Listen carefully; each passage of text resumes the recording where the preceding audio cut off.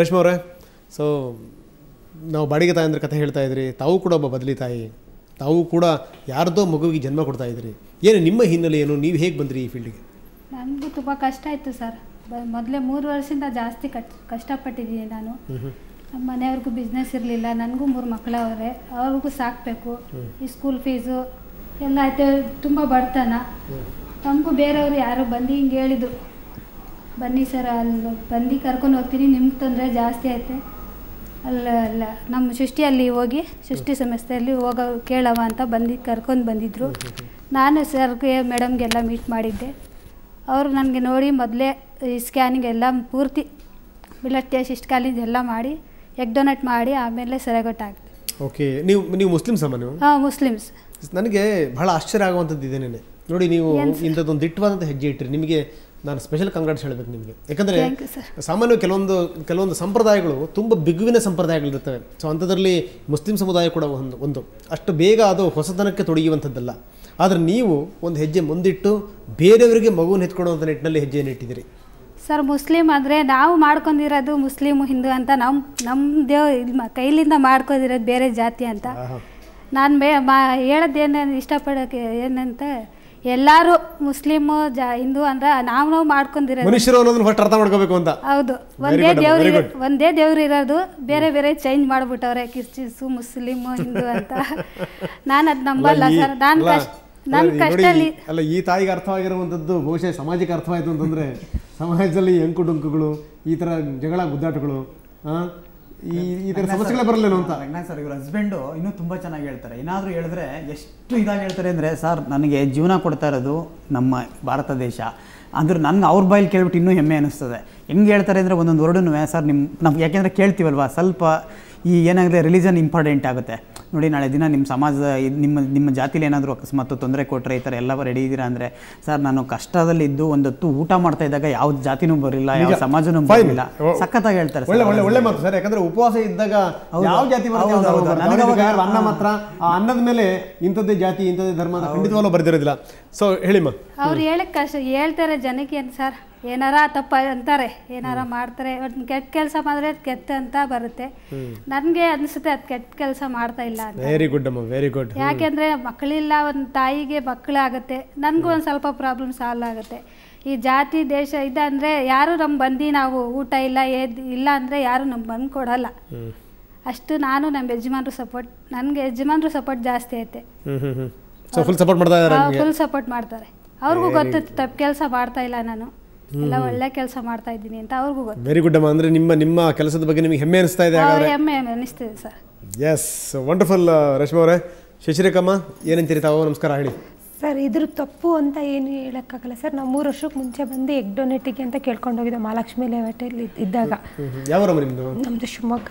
Okay, ಶಿವಮೊಗ್ಗದಲ್ಲಿ. ನಿಮ್ಮ ಹಿನ್ನೆಲೆ ಏನು? ನಮ್ಮ ಹಿನ್ನೆಲೆ ಸರ್, ನಾವು ವ್ಯಾಪಾರ ಮಾಡ್ತಾಯಿದ್ದೆ ಸರ್. ನಾನು ವ್ಯಾಪಾರ ಮಾಡಿಕೊಂಡು ದುಡ್ಕೊಂಡು ತಿಂತಾ ಇದ್ದೆ. ನಮ್ಮ ಹುಡುಗಿಗೆ ಹುಷಾರು ಕಾಯಿಲೆ ಬಂತು. ಯಾರು ನಮ್ಮ ಹುಡುಗಿಗೆ ನೋಡಲಿಲ್ಲ, ಎಲ್ಲ ಇರೋರೆ ಯಾರೂ ನೋಡಲಿಲ್ಲ. ಅವತ್ತಿನ ಪರಿಸ್ಥಿತಿಲಿ ನಮಗೆ ಯಾರೂ ಇದು ಮಾಡಲಿಲ್ಲ.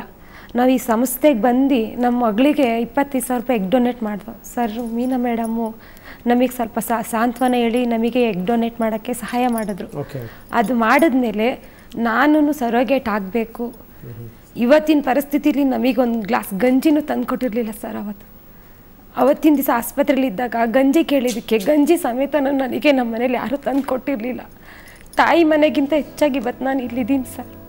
ನನ್ನ ಮಗಳಿಗೆ ಅಷ್ಟು ಕಾಯಿಲೆ ಇದ್ದಾಗ ಯಾರೂ ಬಂದು ನೋಡಿಲ್ಲ ಸರ್. ಎಲ್ಲ ಇರೋರೆ, ಇಲ್ದಿದ್ದವ್ರು ಯಾರೂ ಇಲ್ಲ. ನಮ್ಮ ರಿಲೇಷನಲ್ಲೆಲ್ಲ ಎಲೆಕ್ಷನಲ್ಲೆಲ್ಲ ಇದರಲ್ಲೇ ಇದ್ದವ್ರೆ, ನಮಗೆ ಯಾರೂ ಸಹಾಯ ಮಾಡಿಲ್ಲ ಸರ್.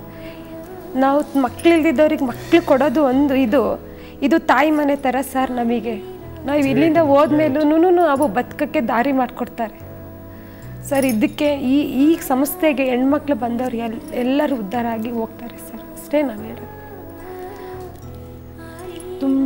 ತುಂಬ ಪ್ರಾಬ್ಲಮ್ ಇರೋ ಹೆಂಗಸ್ರು ಇಲ್ಲಿ ಬಂದರೆ ಸರೇ ಆಗಲಿ ಮೇಡಮ್ಮೇ ಆಗಲಿ ತಾಯಿ ತಂದೆಯೂ ನಮಗೆ ಸಹಾಯ ಮಾಡಲ್ಲ. ಆಸ್ಪತ್ರೆಯಲ್ಲಿ ಮಗುನ ಮಲಗಿಸಿದ್ರೆ ಸತ್ತರೆ ಸಾಯ್ತಾರೆ ಬಿಡು ಅಂತಂದಿದ್ದ ಕಾಲ ಇದು.